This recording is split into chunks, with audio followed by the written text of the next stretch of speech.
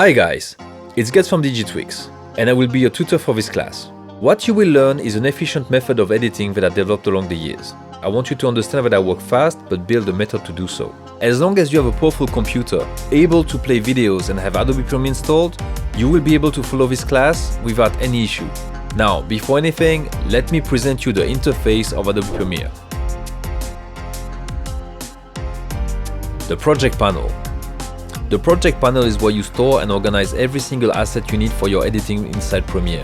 You can have videos, images, music, sounds, and your sequences, also known as timelines. You can import files one by one or select complete folders containing your assets by using Ctrl+I or with a simple drag and drop.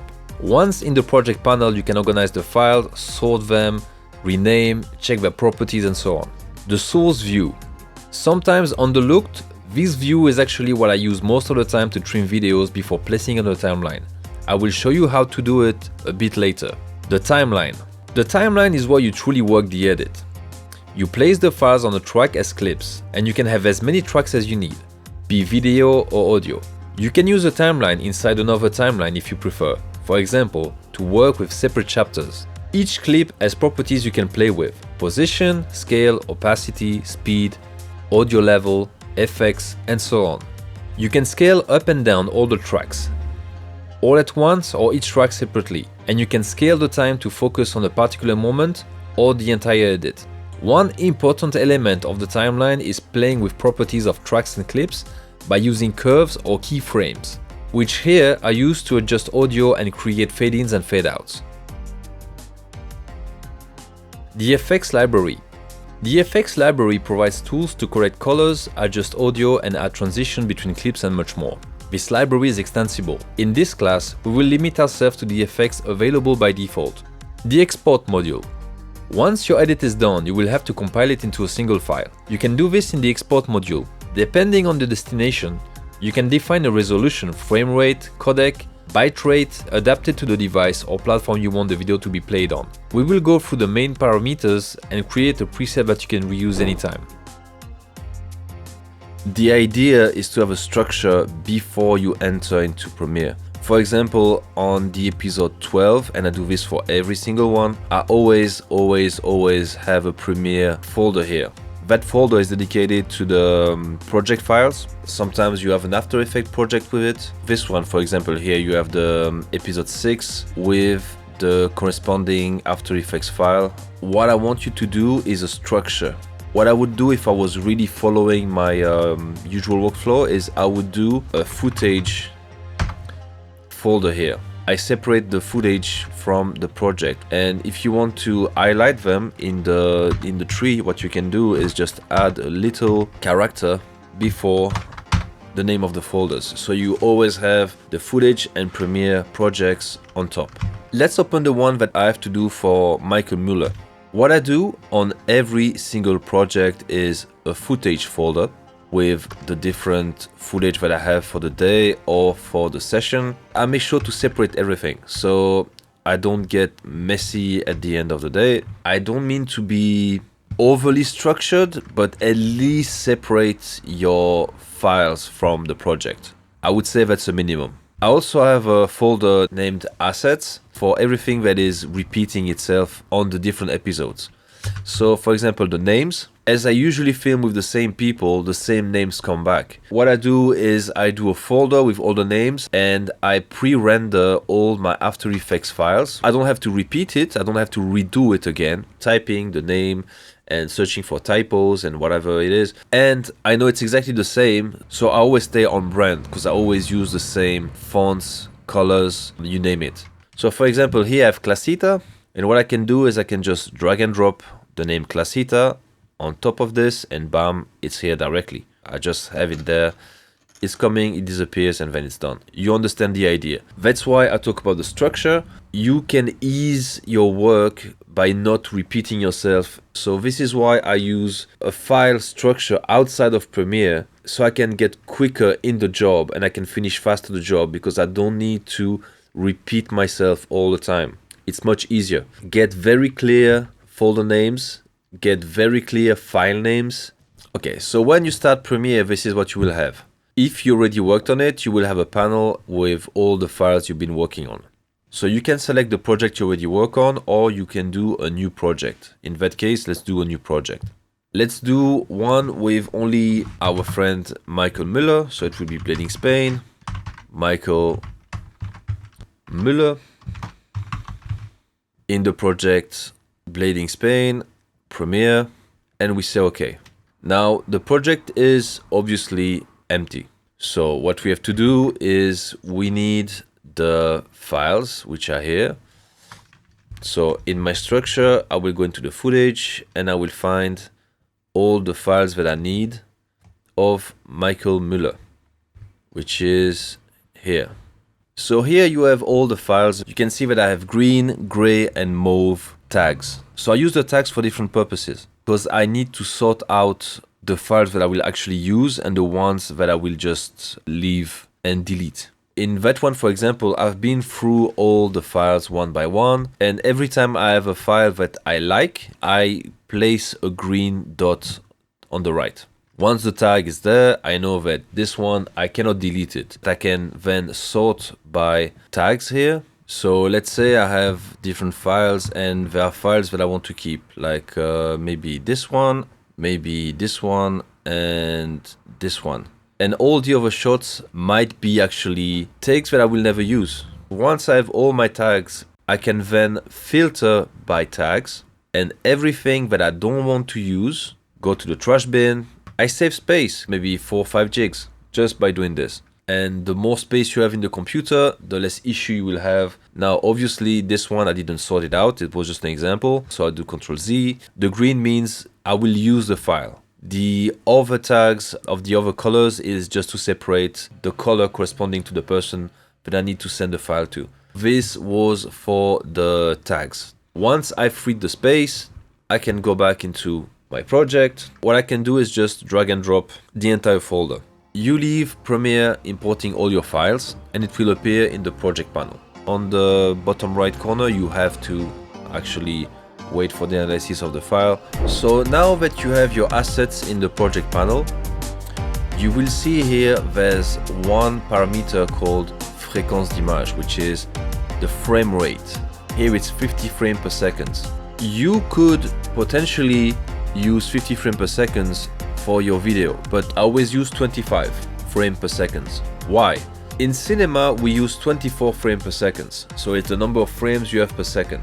And it gives you a certain cinematic look. You can go up to as many frames as you want. There are cameras that can shoot 1000 frames per second, even more. And you can do slow motions by using, for example, 100 frames per second, but only using 25, which extends the time. So you have a very clean slow motion. Here, I use 50 frames per second, which means I can do a slow motion at double the time and everything is clean. So let me show you how it works. First, we create a timeline. To create a timeline, you can use this icon here and you can use a preset. For example, here it's Full HD in 25 frames per second. Or you can drag and drop directly one of the files on that icon.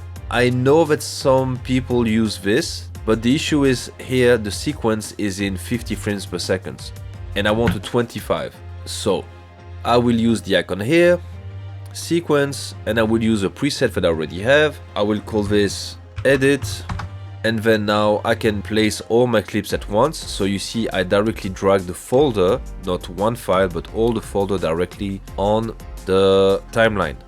And now it's asking me, do you want to change the settings? Because I have 50 frames per second footage, but I use a 25 frames per second timeline and I want to keep my 25, so I say no, conserve the settings. So now I can just watch my clips. So now if I want to, let's say, do a slow motion, this one for example, I would like to have this one in slow motion. For the time being, if I play it, you will see it's the normal speed. It's just, this is 25 frames per second. Because my timeline is in 25 frames per second, so whatever is in the file, the sequence will only use 25 frames per second, which means, first of all, you use less processor, because the computer doesn't need to compute 50 frames per second, but only 25. Same for YouTube. If YouTube receives a 25 frames per second file, it's easier to play a full HD video in 25 frames per second than a 50 frames per second. For the US, it's 60 frames per second and 30 frames per second. I'd rather have YouTube having 25 frames per second and being able to play smoothly my video to everyone than having 50 frames per second, but half of the people that watch my video cannot even check it in Full HD. And that's one more reason why I always use 25 frames per second. It's also very close to the cinema format, which is 24. So technically 25-24, we are much closer from the cinema format in 25 frames per second. You could technically use 24 for everything, but I like 25. So 25, I stick to 25 for every single edit that I do. Let's do a slow motion to show you why I use 50 frames per second to shoot, 25 for the sequence. One advantage also of this is it can be in slow motion or in normal speed. You have the same frame rate. It doesn't change. So you don't have this weird change of 50 frames per second to 25 during the slow motion. Let's click on speed and I will use 50 instead of 100. And you will see here, it will be a slow motion, but a perfect one. And it's super clean. Now I can cut in the middle here, 100. And you see here, you go from full speed to slow motion and nothing is broken. It looks very clean. It's just a simple cut, 100%, 50%. And that's it.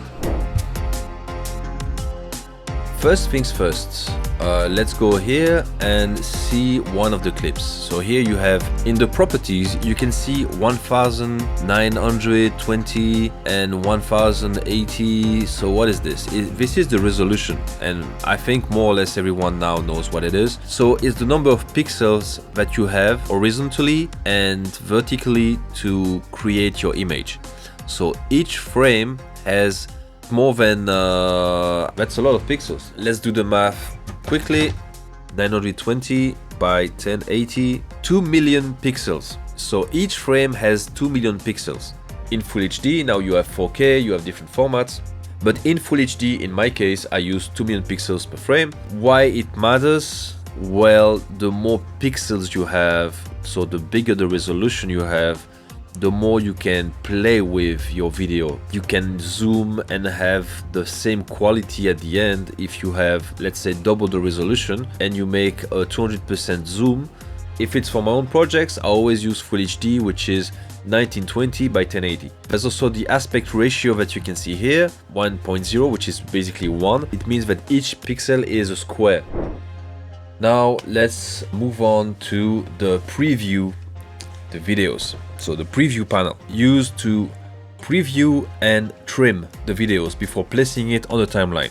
It's not something that everyone does, but it's more or less how it's meant to be used. Back in the days, what you would have a film, you would cut the in and out points, and then you would stitch it to the next film and it would create a montage, basically. Nowadays, we don't have that, we just have digital files. I still think that way. I cut the start, I cut the end, and then I place it on my timeline. You open the file, you click on I, you click on O, just 2 keyboard shortcuts. I will just cut exactly what I need from the file, and then you drag and drop directly on the timeline.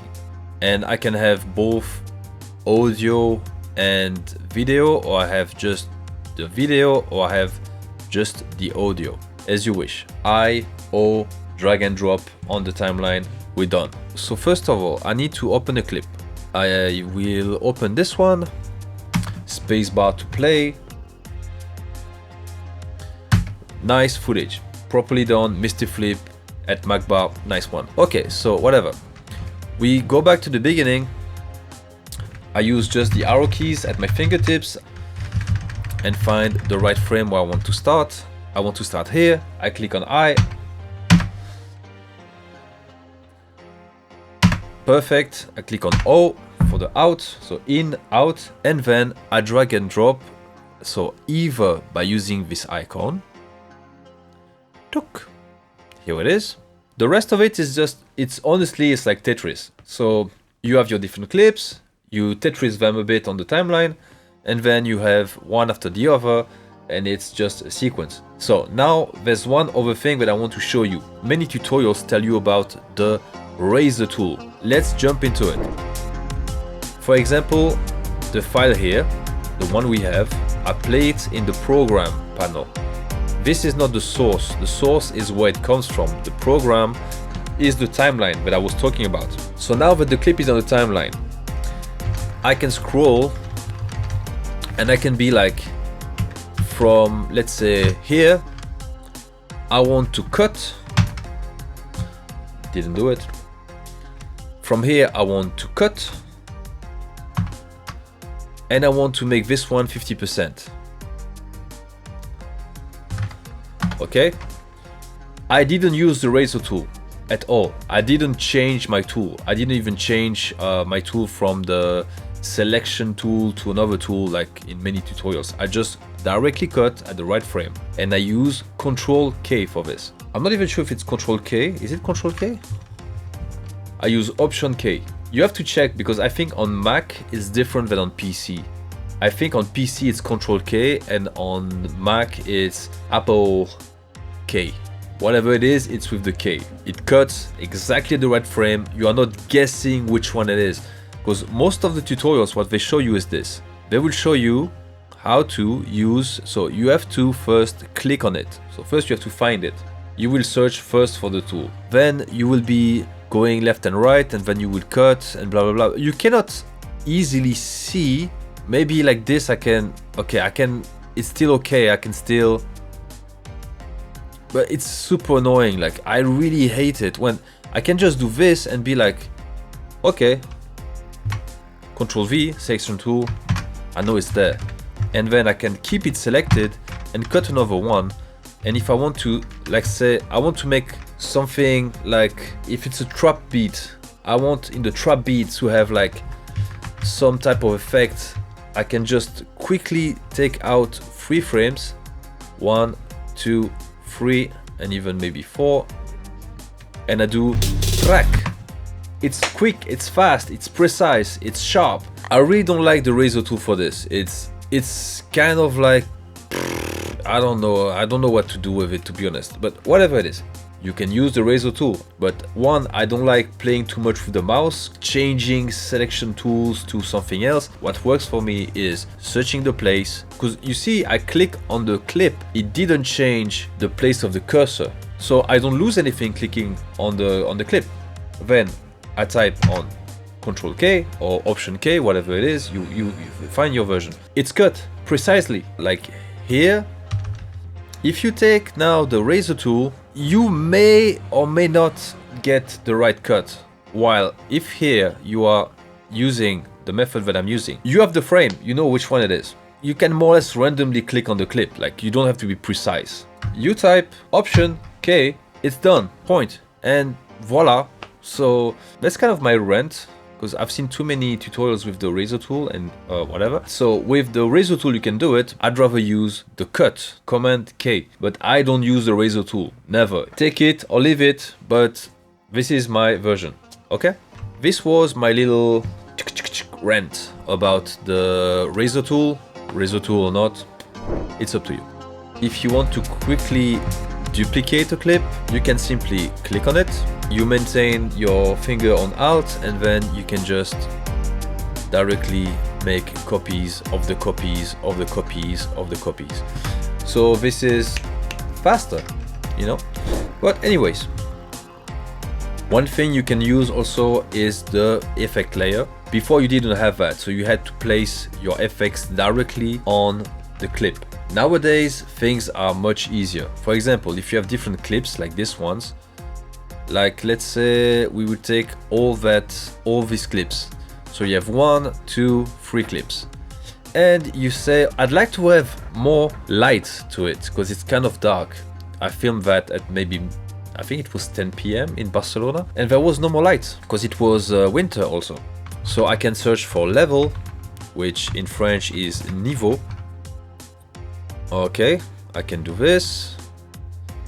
And let's say now I want to have more light, so I can do maybe 150 here, which is a lot. You can see better the trick.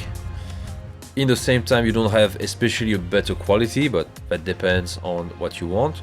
But what you will see is that that clip has the effect, but this one is still dark. See? So you would need to either copy and paste the effect, or you would need to take again the same effect, place it on the timeline, again on the new clip, and do the adjustment. Okay, so now you have another solution if you want to go faster, if you have the same more or less adjustment to do on all the clips. If you have the same settings and it doesn't change too much between each clip, what you can do, you go on the project panel and you create a effect layer. It will be the same resolution than your edit.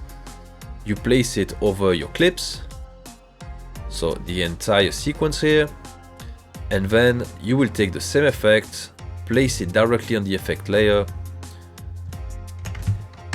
and boom, now all the clips are affected by the effect. It goes much faster. You can technically have a line with all your effects here, your adjustments, so it can be faster.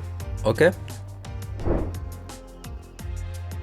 So the main parameters of a clip are the position, the scale, the rotation, and the opacity, which is basically the transparency.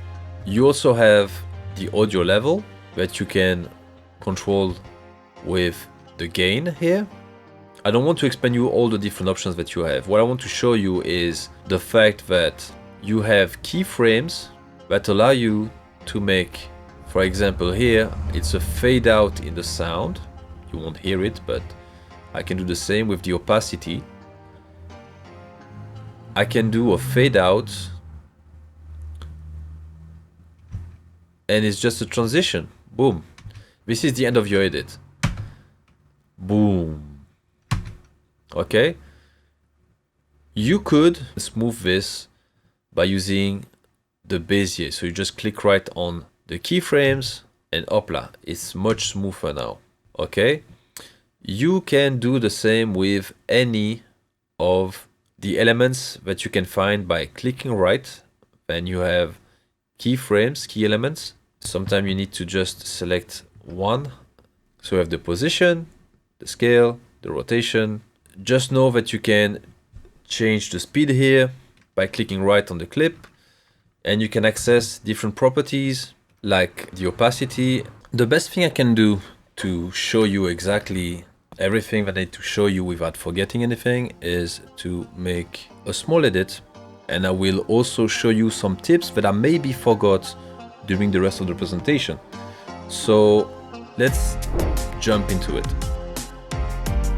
Okay, so first things first, I want to have an intro, even if it's not the one that I will release in the last episode. I don't mind, it's just to show you how I could make an intro. So maybe this can be an intro, like the start here. You see what I did? You have the track here. When you click on this here, you can scale up the track. You can do the same on the right corner here. You can scale up and down vertically. And what happens here when you only select the clip, you have on the left the keyframes, and by default the keyframes are the opacity keyframes. So I click on the little icon which is here, and it creates a 100% opacity keyframe. You can see it here, 100%, and you have here the key.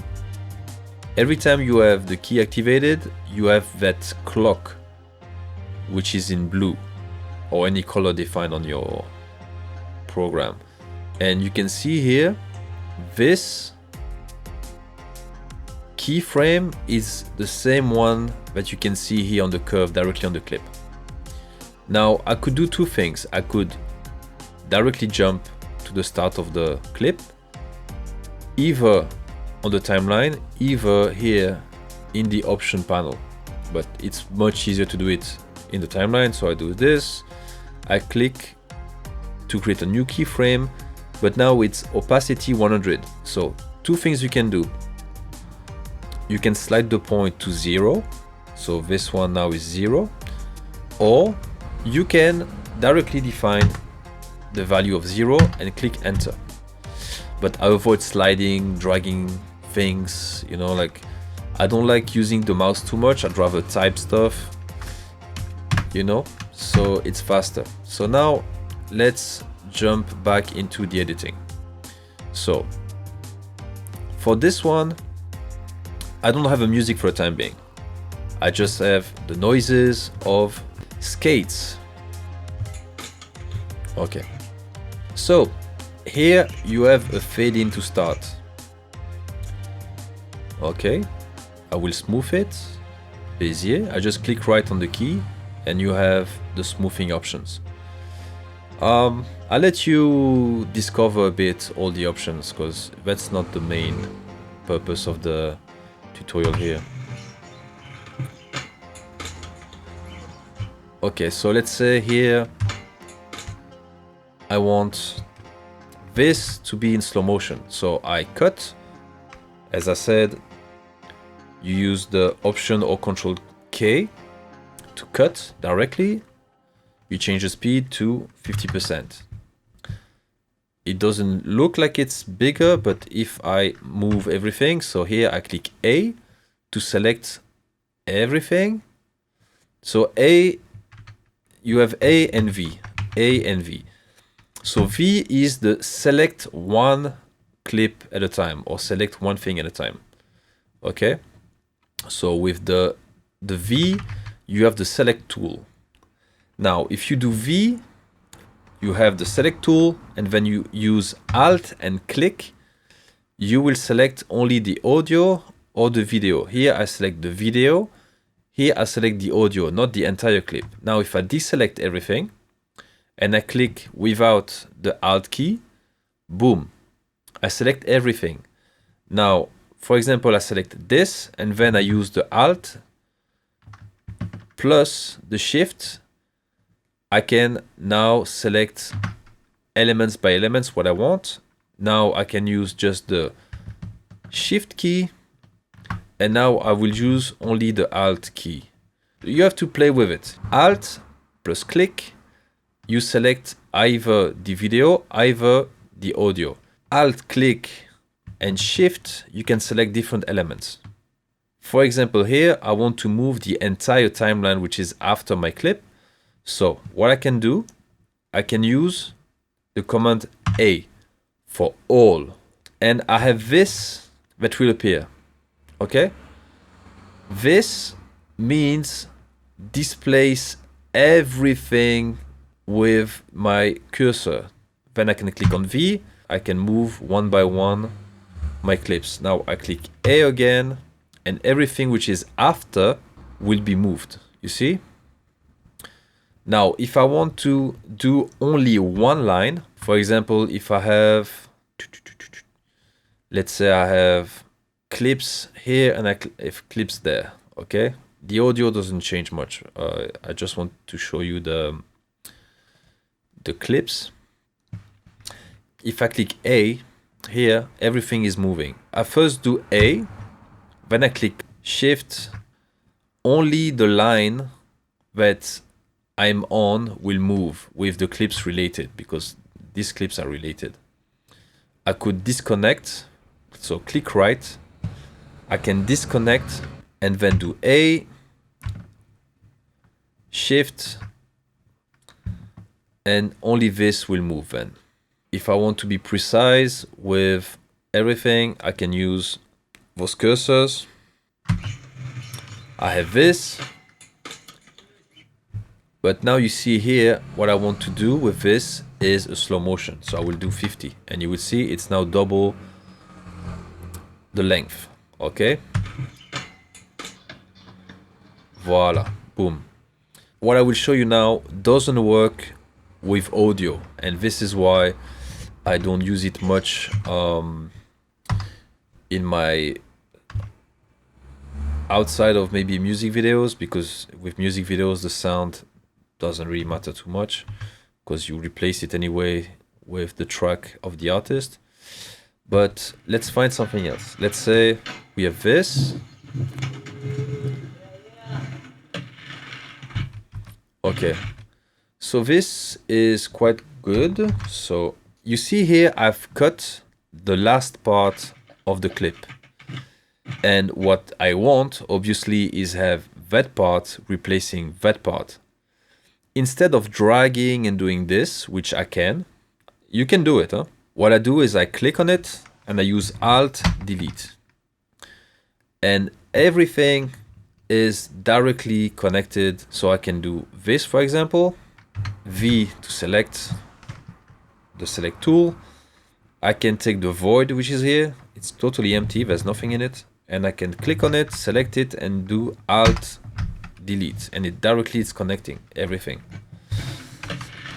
Okay, so now let's find the clip to make. I like this one, but I will keep it as is just for the sound. Up.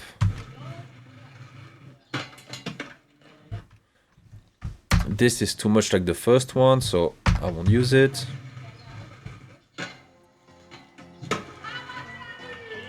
This is good. Now let's see.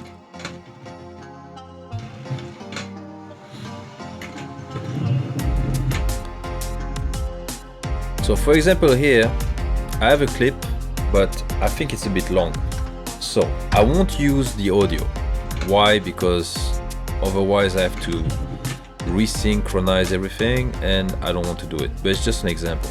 I cut, I take this out, and I will take out the audio because I don't need the audio for this example. Let's click right on the file, and you go to the key elements here, and what you need is the time remapping. So now let's focus on that part. So I use here the bar to be more precise. What I want, so I want from here, or maybe from, I will try to avoid Mary, which is on the left.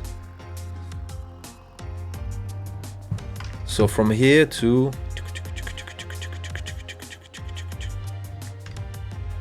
maybe here, I will do an acceleration. The line here that you see here is representing the velocity. So the higher the bar, the higher the level, the faster the clip. Okay? And this is without transitions. Here I have no transition. It's direct. It's 100, 200, 100. So it means normal speed, fast, normal speed. It's very ugly, so let's change this. So what we can do here is say from here, I want to so to add a point, you just click here basically on the keyframe. I want this to be a slow motion. So slow motion, a perfect one will be 50%, because we have exactly the double of the frames per second, 50 frames per second, to fill a sequence in 25 frames per second. Okay, so the slow motion is perfect.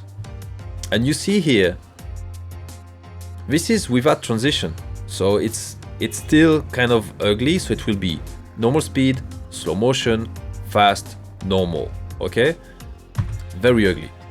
Now the thing we can do is use this and separate, yeah, exactly like this.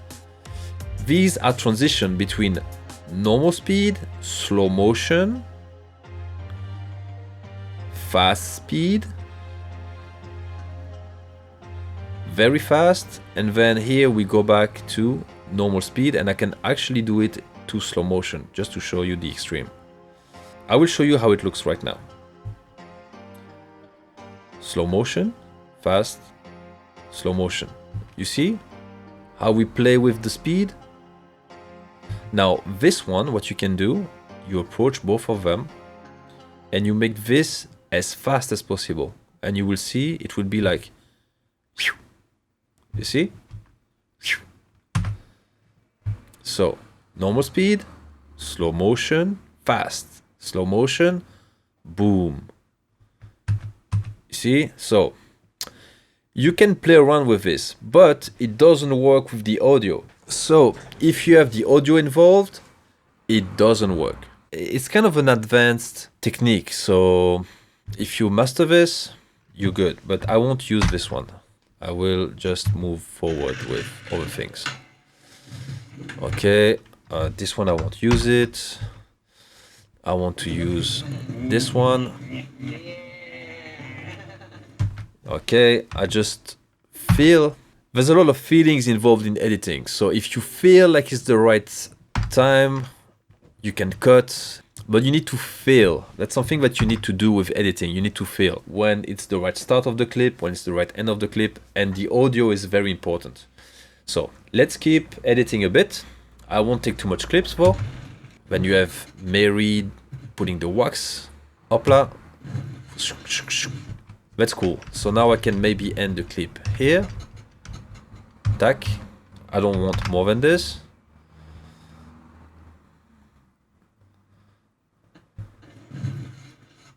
Okay, perfect. This I can take it out. Okay.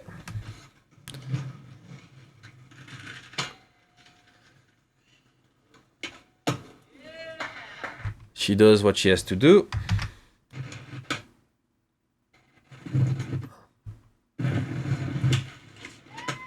This is the clip that I wanted. Okay, good, perfect.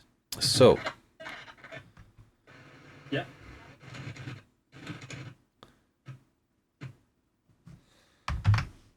I start here.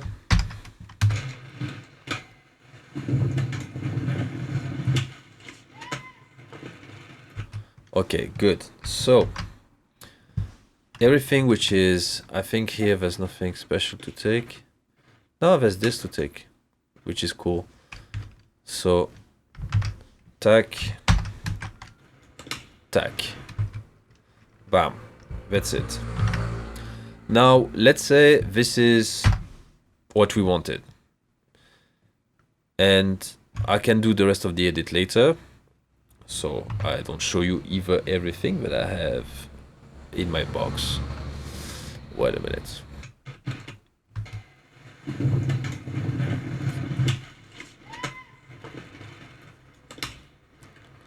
Okay, this is the end of the clip.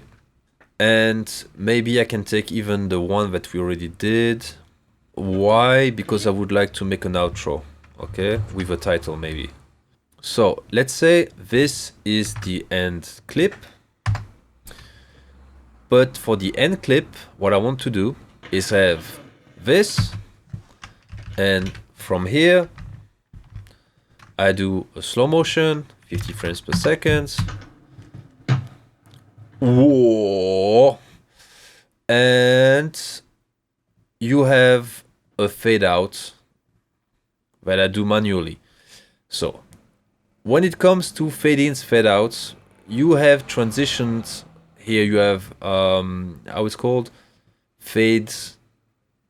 You have transitions here that you can use. You just apply it to the clip and it makes a transition basically. See, here there was a weird transition, but there's a transition. You can do to black. It's more or less the same, but I do it manually with the keyframes. That's basically it. So in slow motion, all the sounds, which is like, yeah, it becomes roar. And in scaling, it's super cool to do it. So I just like to do it. So here, end clip, misty flip, slow-mo, fade out, whoa, perfect. Now, let's say it's a teaser. So what I can do is I can add a title. So new title, fix, coming soon. Coming soon. Okay, so what I will do is a very simple title. I won't do an After Effects title for this. I will just make a simple one. So you basically have the text tool, like in Photoshop. You can write whatever you want into it. Font, I will use Bevasne. I will make it bigger. 250. No, I put 2000. 250. I can center it. Place it in the center. This sometimes is on the right side, but for some reason for me it's on the left, but I've seen it on the right side sometimes. Anyways, this is too big, so I will just do like this. It can disappear if it's too small. Hoopla. So you center it, and that's your title. Now I can maybe do a bigger one, maybe like regular.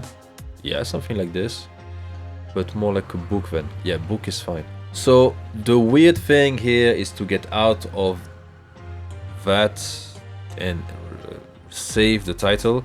It's counterintuitive, I would say. You have to click here, which looks like you close the software, but you don't close the software, you just close the panel. Then you have the title as an asset here, where it's written coming soon. Then you can place it, let's say, just, I can maybe make a fade out or fade in just during the fade out. So here, when this clip is done rolling, I want this one to be fully active.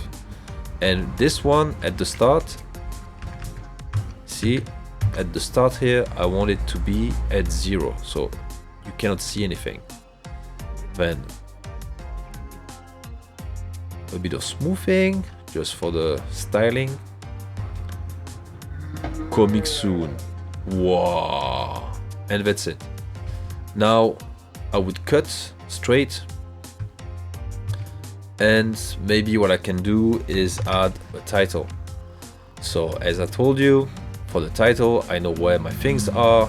I go into assets, and I have here logo Leading Pane. Okay, so I import it, and I can place it directly at the end. Or this could be technically at the beginning because it's the logo of the intro. So let me take this out. I come back to the beginning here. And when you see Javi here falling, I can maybe introduce the logo. You see? Da da da da da da da. Okay, now maybe a music. We can use the music. So I did the beats recently. Let's use it. So this one, streaming. I will use Neo Tokyo. So let's use this one. Now, this is an audio file. You place it in the audio track.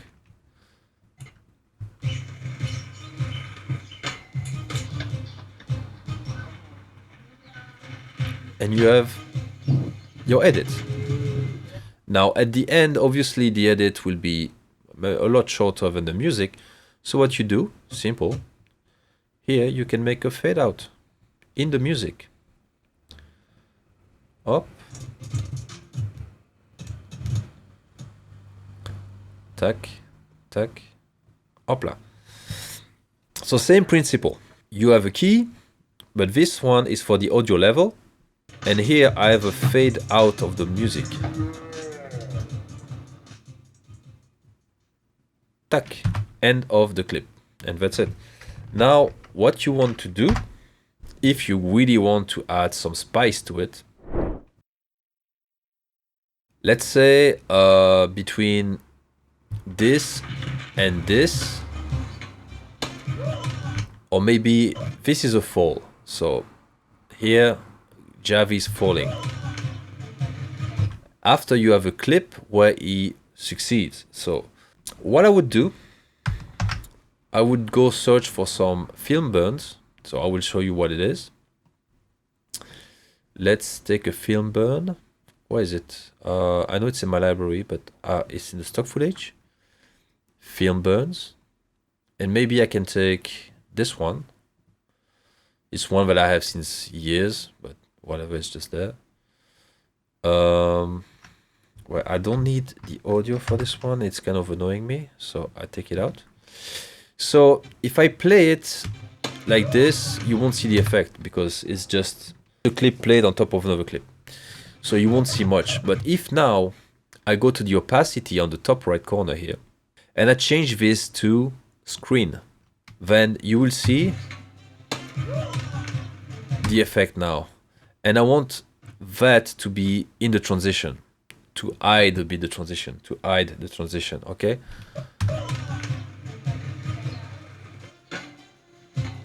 Bam.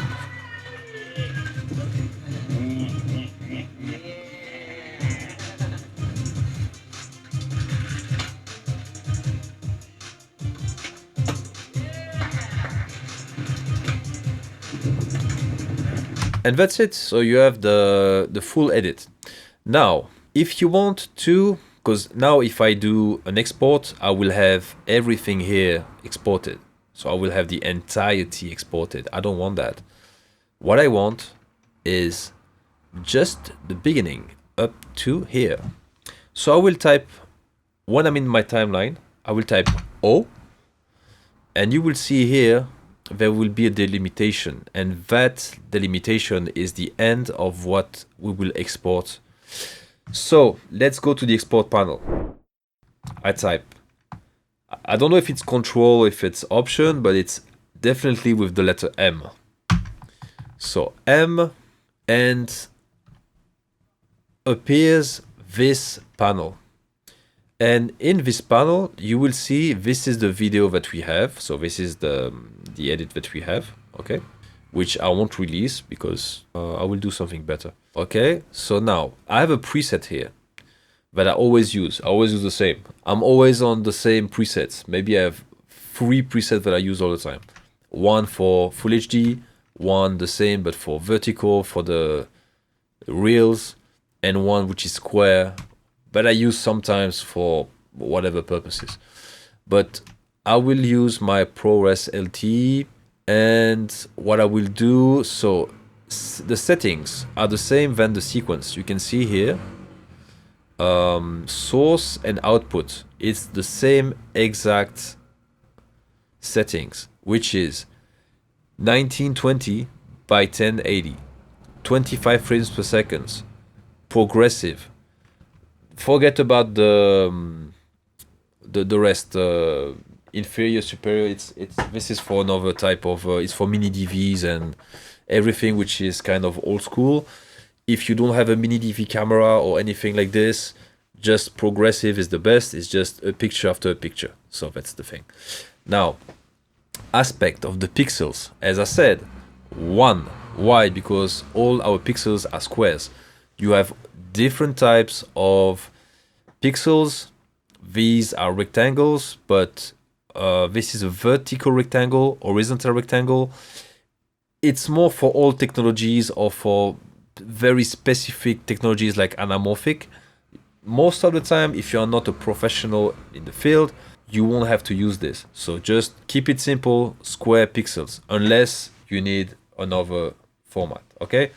So now you will have to find the output. So here you have nom de la sortie, it's output name basically. I will find a place where I can export my edit on my hard disk, which is in the exports. So as I told you, I always keep the same structure. I have a certain folder called exports where I put all my exports. I like things easy.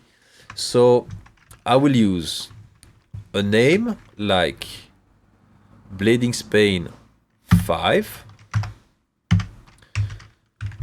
and teaser Michael or teaser coming soon. Okay. Everything is ready. The audio, I don't change it because it's not compressed. And I will do the final compression in Handbrake. I put on the top right corner the video related to Handbrake. Very important for everyone who wants to release this video on YouTube or any social media without losing quality. Okay, you can add it to the queue. It will open Adobe Media Encoder. You can keep working, blah, blah, blah, blah, blah, but I don't want to work anymore. I just want to finish and export. So I export. It will take its time. There's no effects. There's only transitions, so it should be fast. The only thing we have is a little layer with film burn, nothing special. And it will take more or less 2 minutes to compress. Not even compress, 2 minutes to encode.